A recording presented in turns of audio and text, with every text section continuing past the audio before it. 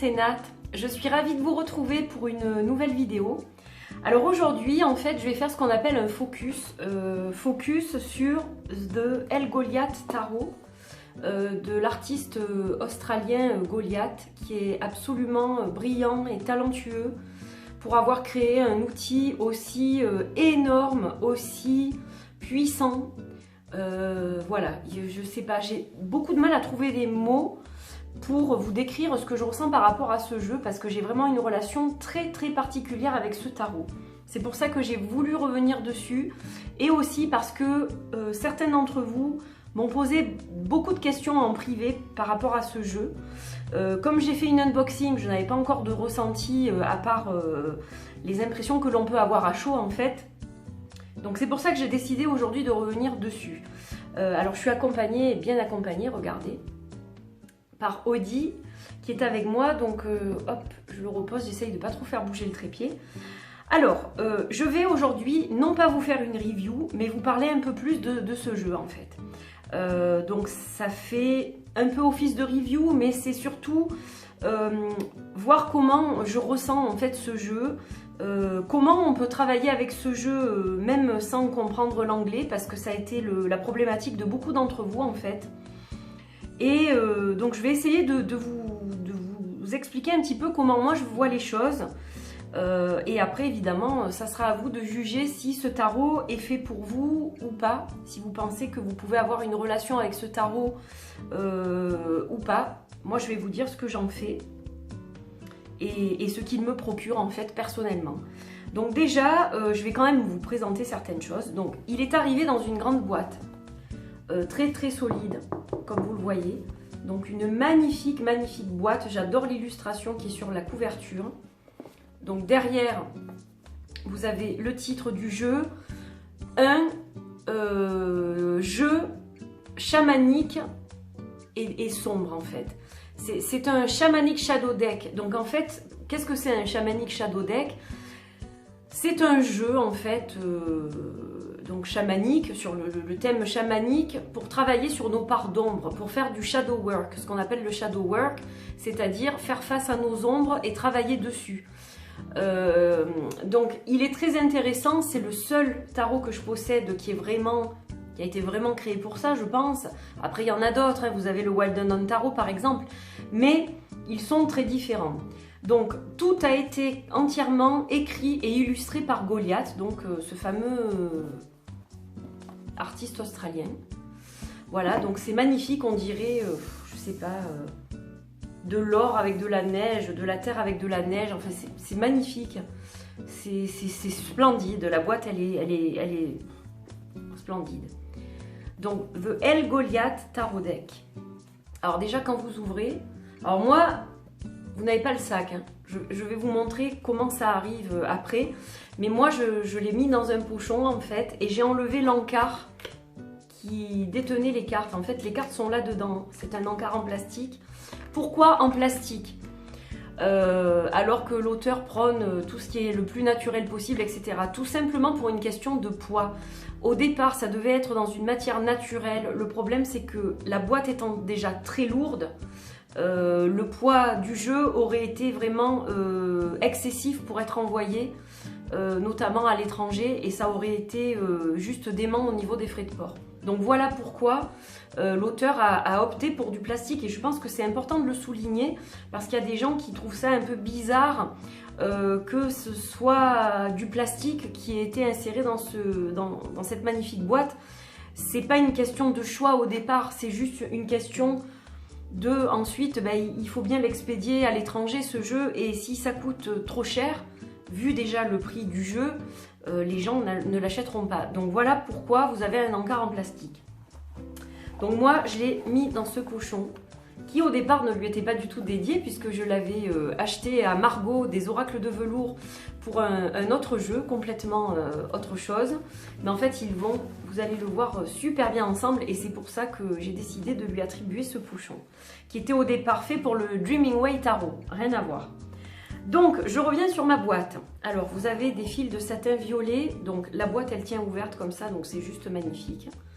Alors on a un petit mot de remerciement de l'auteur.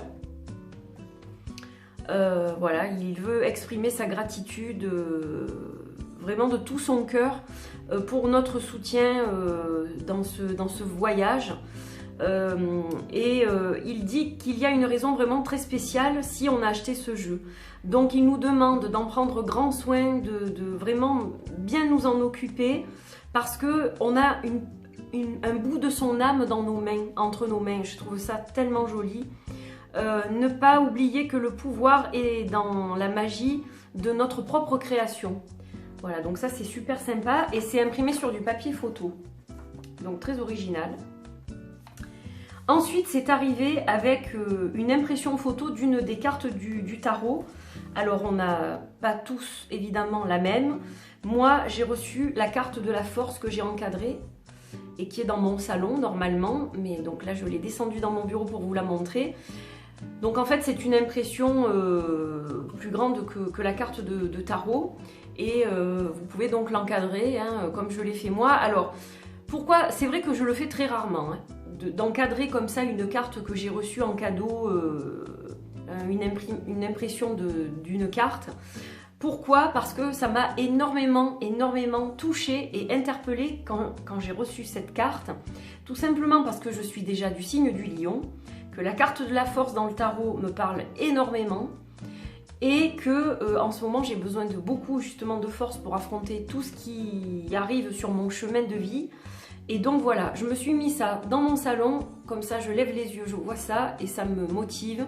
Et donc voilà, j'ai trouvé ça excellent que ce soit cette carte-là que j'ai reçue et pas une autre. C'est vraiment celle qui me correspond. Alors, donc c'était plié dans un magnifique emballage noir. Il y avait un petit autocollant dessus, je vous montre tout, hein, tant qu'à faire, je l'ai gardé, le petit autocollant. Le papier, je l'ai déchiré, donc évidemment non. Alors ça arrive avec un superbe livre, donc là je m'adresse à ceux qui parlent un petit peu l'anglais. Donc derrière, on a l'auteur qui est là. Et donc, il nous souhaite la bienvenue dans son monde. En fait, l'art, c'est toute sa vie. C'est-à-dire qu'il vit pour l'art. Et ça coule en lui comme du sang. Je ne sais pas comment vous expliquer. C'est vraiment quelqu'un qui a une profondeur. C'est une personne qui est extraordinairement gentille en plus, puisque j'ai la chance d'être en contact avec lui de temps à autre. Et donc, c'est vraiment, il vibre complètement dans son art, dans ce qu'il crée. Et évidemment, pour des gens qui sont aussi un peu artistes comme moi, ça nous fait quelque chose, évidemment, ça va procurer des émotions intenses, quoi. Donc en fait, ce qu'il fait, ça le guérit, c'est ce qu'il dit, ça l'élève et ça le guérit. C'est un peu comme ça que je vois aussi les dessins que je fais. Ça m'élève et ça me guérit en fait. Et ça me permet d'éviter de sombrer. Et c'est exactement ce qu'il écrit dans ce petit texte. Voilà, je m'y retrouve complètement. Et en fait, ce tarot est exactement sur ma route quand j'en avais besoin, parce que pour moi, avant tout, alors bon, c'est un tarot hein, à part entière, évidemment, vous pouvez faire de la divination, de la prédiction avec, c'est une évidence hein, pour ceux qui pratiquent le tarot. Je réponds oui, évidemment. Mais pour moi, c'est bien plus que ça. C'est un outil surtout d'introspection.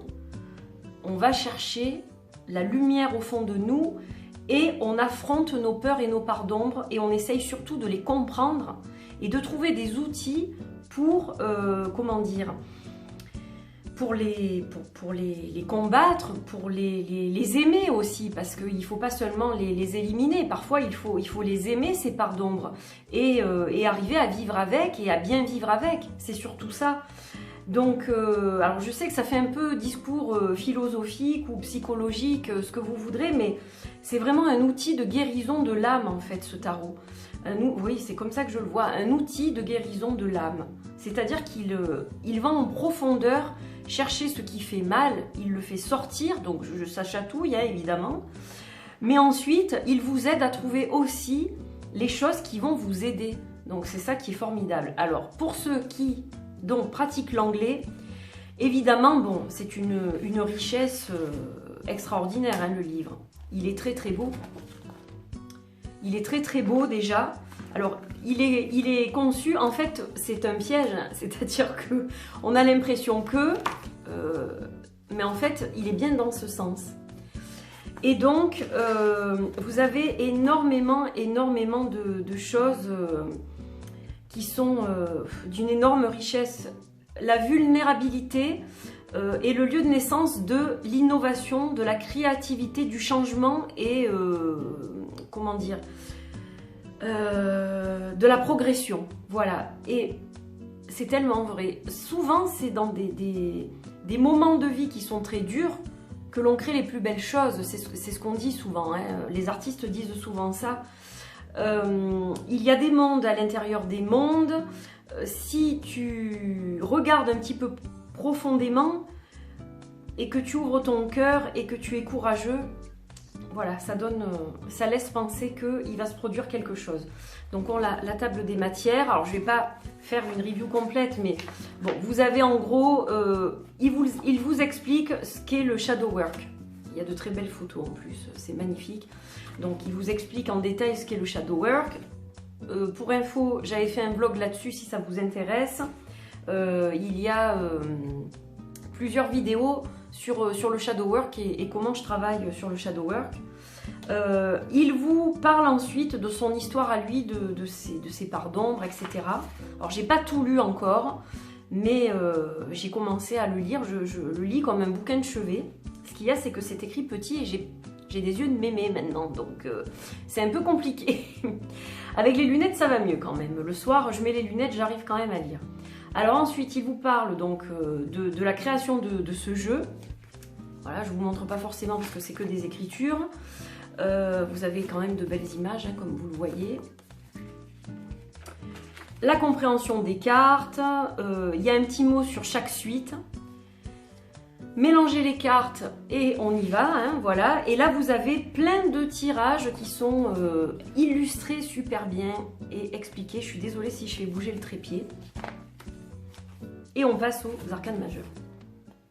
Donc là, chaque fois, vous avez l'illustration, le numéro de la carte, le nom.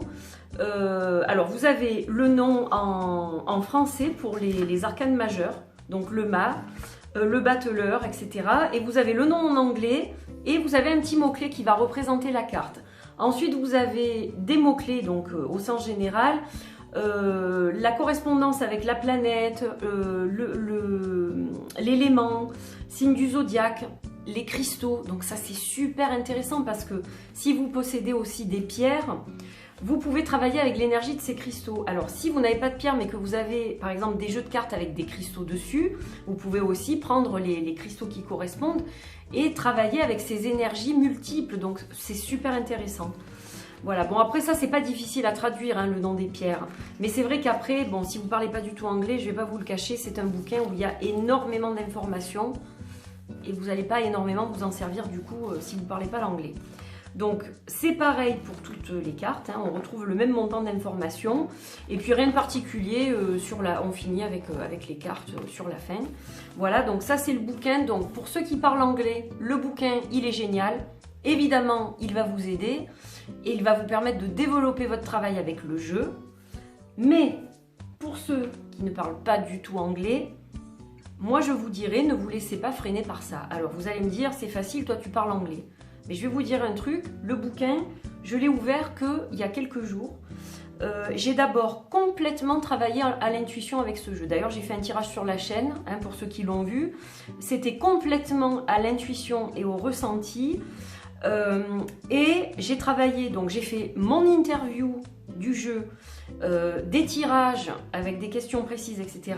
uniquement au ressenti. Et je peux vous dire qu'il fonctionne très très bien. Je reviens sur la boîte une petite seconde parce qu'on m'a reproché de ne pas l'avoir traduit.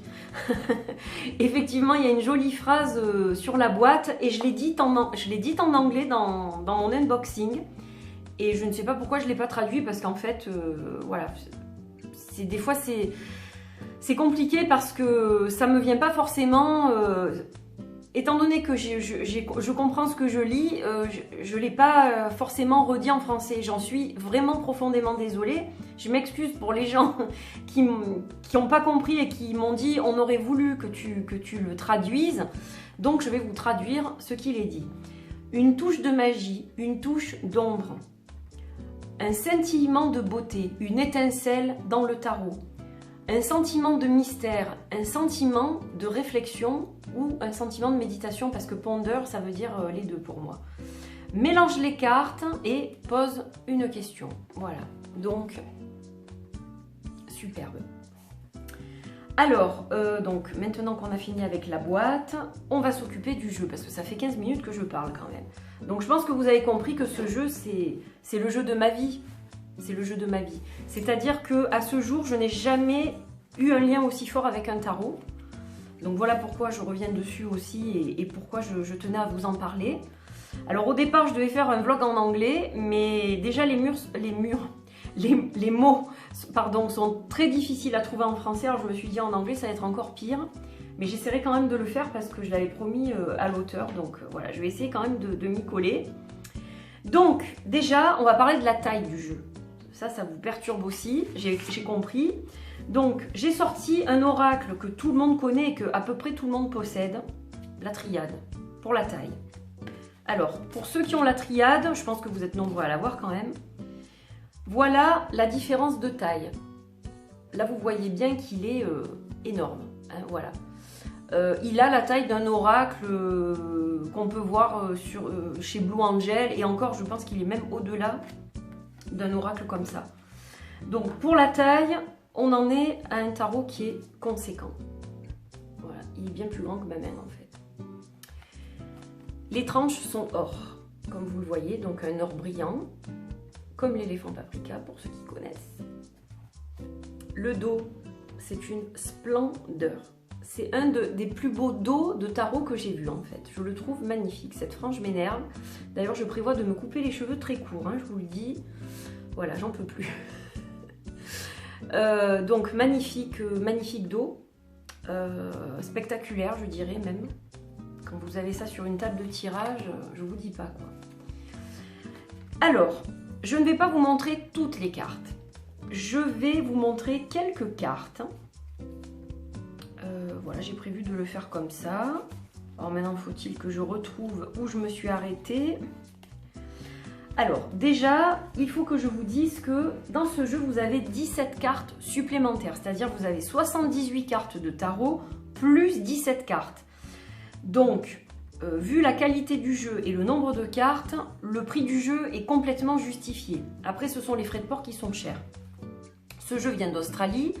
Pour l'instant, on ne peut pas l'acheter ailleurs que chez l'auteur, mais à partir du 1er février, il sera en vente sur Amazon.com aux États-Unis, je précise. Mais voilà, peut-être que ça intéressera certains d'entre vous qui ont déjà un compte chez Amazon aux États-Unis. Si vous patientez, à partir du 1er février, ce jeu sera en vente chez Amazon. Pas Amazon.fr, hein, je pense pas, mais Amazon.com, oui. Donc, alors, j'ai préparé donc quelques cartes.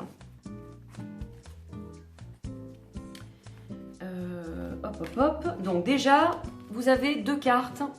Une carte oui, une carte non, avec les phases lunaires. Donc ça peut être bien si vous posez une question et que vous avez besoin d'une réponse comme ça du tac au tac. Voilà, vous pouvez voir quelle carte vous tirez et à ce moment-là, ça vous donne une piste. Vous pouvez aussi l'utiliser différemment, c'est-à-dire qu'est-ce qui est bon pour moi par exemple dans cette relation, qu'est-ce qui est pas bon pour moi dans cette relation, et vous tirez par exemple une carte du tarot qui va correspondre à celle-ci et à celle-ci. Ça vous donnera un peu un ordre d'idée. Je vous donne un exemple. Donc ça, c'est super intéressant. Ensuite, on a donc des cartes. Je suis désolée, ça me gratte de partout parce que j'ai fait un câlin à Cookie-Do, mon chat, à ma Cookie. Et en fait, elle a des longs poils et du coup, ça me démange, je vous dis pas. Alors, je vais vous montrer quelques cartes supplémentaires. Donc là, on a la carte du masque, par exemple. Alors, il est divin. Alors, vous allez voir que selon les illustrations, il est très chamanique, effectivement. Donc, par exemple, celle-ci, poussière d'étoile, graine d'étoile, pardon. Donc là, voilà, très chamanique. L'ombre, hein, ce qui est au creux de nous-mêmes et qui nous fait peur, qu'on n'aime pas trop voir sortir, la facette que les gens ne connaissent pas de nous aussi. Ça, c'est l'évacuation karmique. Donc, pour travailler sur les vies antérieures aussi, vous voyez, on peut travailler sur tout un tas de thèmes. Le cœur sacré, la nature, j'aime beaucoup celle-ci. On a le chaman, magnifique. La sauge. Alors ça me parle évidemment. Le chat de l'ombre. Vous voyez l'ombre sur l'arbre? Un attrape-rêve. Celle-ci, elle n'a pas de nom. Voilà. Donc c'est magnifique. Alors, l'auteur s'est inspiré de photos pour créer ce tarot. Il ne s'agit pas de photos qui sont modifiées. Il s'agit de dessins faits à la main. Tout a été dessiné par l'auteur, fait à la main. Donc voilà, déjà moi illustrer à la main, c'est ce qui me parle le plus. Je ne suis pas très fan de tout ce qui est électronique ou montage photo, bien que j'adore des tarots du type Moonchild Tarot ou Starchild Tarot. Mais c'est vrai que c'est quand même ce type de jeu qui a ma préférence. Et il a quelque chose de vivant du coup. Il y a quelque chose de vraiment de vivant. Ouais, c'est comme si vous aviez un ami presque qui est là et qui n'attend que d'échanger avec vous sur ce qui vous préoccupe et qui va essayer de vous apporter les meilleurs conseils possibles. Donc là, on a la carte de l'impératrice. Alors évidemment, juste magnifique. Hein. C'est... Voilà. Le hiérophant avec toutes ses clés. Alors moi, ce que j'aime beaucoup aussi, c'est que on retrouve des religions différentes. Hein, si vous regardez bien les symboles des clés. Donc voilà, c'est aussi quelque chose qui est ouvert sur le monde, sur tout un tas de choses, sur la tolérance, l'ouverture, hein, l'ouverture aux autres. Le 6 des bâtons, j'adore. Une des cartes que je préfère. Celle-ci, le 9 d'épée, elle est magnifique.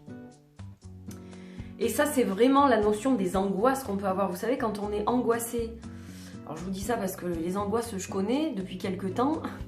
Et ce sentiment-là qu'on a, qui est vraiment, qui fait peur, c'est vraiment ce que ressent cette petite tortue qui essaye de joindre le rivage sans se faire éclater par la vague qui s'apprête à l'écraser complètement. Et c'est vraiment, en regardant cette carte, c'est vraiment le sentiment qu'on a et c'est tellement, tellement juste, tellement juste. La tempérance, magnifique.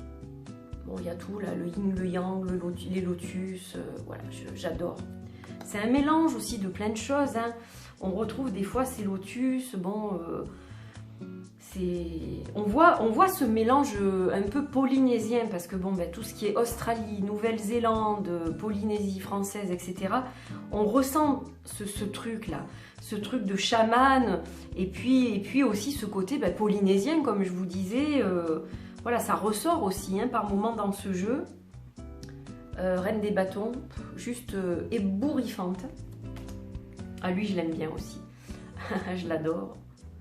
Le pendu avec le chakra. Hop, hein, je sais pas si on voit. Oui, vous voyez le symbole du chakra sur son petit bidou. 6 de coupe. Elles sont superbes. Hein. 7 de coupe, je l'adore celle-là. J'aime bien le chapeau de sorcière aussi. C'est fun. Très fun. Le 10 de bâton. Ça a l'air lourd hein, pour ce petit scarabée là. 4 de coupe. Elle est splendide celle-ci. Elles le sont toutes. Mais j'ai choisi mes préférés pour vous les remontrer en gros plan. Alors 4 de bâton. La stabilité. On voit les petites tortues et tout. Voilà, on est bien là. On est au top. Le page des bâtons. L'as des bâtons. J'adore. Le petit lapin. Trop joli. Le 4 d'épée. Le chevalier de coupe. Magnifique aussi. Elles sont... Je vous dis, je me lasse pas de le regarder. Je me lasse pas de travailler avec. C'est, je crois vraiment... ce jeu, il va m'accompagner vraiment, vraiment, vraiment très longtemps, quoi. Le chariot. Alors, chaque fois, au lieu de The Chariot, The Wheel, etc., vous avez L. Donc là, c'est L Chariot. L Chariot. Celle-ci, c'est la roue. Voilà. On a ce côté aborigène aussi. c'est magnifique. Le roi de bâton, élégant au possible. Le roi de pentacle. Alors, il y a beaucoup de fantaisie dans certaines cartes, mais il reste, malgré cette fantaisie, très réaliste en fait. C'est difficile à expliquer. Le 3 d'épée, tellement beau. Le 8 d'épée. Roi des bâtons. Voilà, j'essaye de vous montrer un petit peu tout. Les arcanes majeurs, mineurs, la lune. 9 de pentacle. Page de coupe. Reine de pentacle. Voilà, il est splendide. Reine de coupe. Le magicien. C'est une de mes cartes préférées, hein, celle-ci. Celle-ci aussi, c'est pareil. Une de mes cartes vraiment, vraiment préférées, la grande prêtresse. Oh, elle est tellement belle. Le page de pentacle. Regardez ça aussi, c'est magnifique. Hein.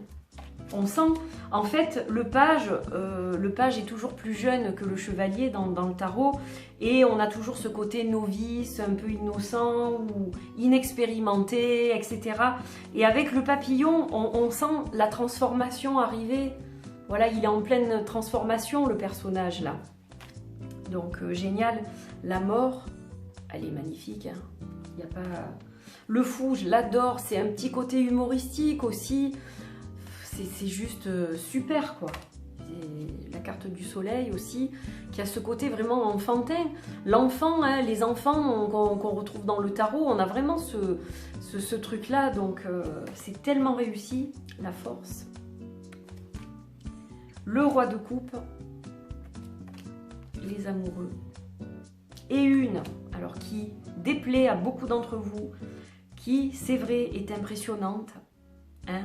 On a le serpent, on a cette espèce de chèvre là, avec un regard puissant. C'est la carte du diable. Alors je vous la montre pour que vous puissiez bien l'observer. Elle a quelque chose de très fort cette carte, bien évidemment. Mais à côté de ça, elle est magnifique. Elle est magnifique. Donc, pour ceux qui comprennent l'anglais, évidemment vous allez apprécier le livre. Pour ceux qui ne parlent pas du tout l'anglais et qui aimez déjà tout ce qui est chamanique, si vous aimez cet état d'esprit, si vous aimez les jeux en noir et blanc, il y a beaucoup de choses à considérer. C'est un budget, hein, il n'est pas donné. Donc évidemment, c'est quelque chose que vous devez réfléchir. Vous n'allez pas vous lancer là-dedans si après vous ne le touchez pas. Ça, c'est un jeu qu'on ne peut pas laisser dans un placard, quoi. Donc, il faut considérer beaucoup de choses. La taille du jeu, le fait que ce soit du noir et blanc, elles sont brillantes, mais franchement, c'est juste impeccable, hein, voilà. Donc, qu'est-ce qu'on peut considérer d'autre? Le fait de ne pas avoir de guidebook, du coup. Si vous ne parlez pas la langue, vous n'aurez pas de guidebook. Est-ce que vous vous sentez prêt à travailler avec ce jeu sans guidebook? Moi, je vous dis, c'est tout à fait faisable. Il faut vous fier à votre ressenti, à votre intuition. Si vous avez des connaissances de certains symboles, etc., évidemment, ça va vous aider. Mais ce n'est pas impossible de travailler avec ce jeu sans comprendre le guidebook. Voilà. Après, honnêtement, pour traduire ça, c'est juste impossible. Hein. Il est énorme. Enfin, il faudrait beaucoup de temps pour faire une traduction. Ça m'a été demandé. On m'a dit, est-ce que tu vas traduire le bouquin? Non, je ne pourrai pas traduire le livre. Je n'ai absolument pas le temps de le faire. C'est juste impossible pour moi dans la situation actuelle dans laquelle je me trouve. Je ne peux vraiment pas faire la traduction du livret, quoi. Donc voilà, je suis désolée, hein, je comprends que le problème de la langue, ce soit une grosse barrière pour vous. Mais voilà, ce que je peux vous dire, c'est que même sans parler la langue, on peut travailler avec ce jeu, pour moi, sans problème. Il faut juste se plonger vraiment dedans et voilà, on arrive à un résultat. Moi, je vous dis, au départ, je l'ai travaillé uniquement au ressenti. Des fois, je jette un œil sur le bouquin quand je me fais des tirages. Mais c'est vrai que sinon, j'aime beaucoup le travailler à l'intuition et il est juste excellent, quoi. Voilà, alors après, pour le mélanger, moi, ce que je vous conseille, c'est de le mélanger comme ça. De faire bien attention parce que moi, je l'utilise tellement que j'ai déjà commencé à abîmer les bords, en fait. Parce que je le mélange, Et voilà, je m'en sers tous les jours, hein, donc c'est vrai que là, si j'avais de l'argent, je m'achèterais une deuxième copie pour sécuriser une copie, parce que je pense que dans quelques temps, il sera plus aussi flambant le jeu. Mais bon, c'est les risques aussi, hein. Après, c'est un trop grand plaisir de l'utiliser celui-là. Donc voilà, il se mélange quand même facilement, même si vous n'avez pas de trop grandes mains. Il faut garder le jeu dans celle-ci et puis voilà, vous le prenez au fur et à mesure. Voilà, ça m'a été posé ça aussi. Comment fais-tu pour le mélanger? Ben, comme ça en fait. Et hop, elle est sortie du lot celle-là. Donc ben, l'évacuation karmique, hein, ça c'est quand on a besoin d'évacuer des choses d'anciennes vies qui ont un impact trop important dans cette vie-là. Donc il faut travailler là-dessus en fait, travailler sur les vies antérieures. Donc c'est quelque chose que j'aime beaucoup faire en plus.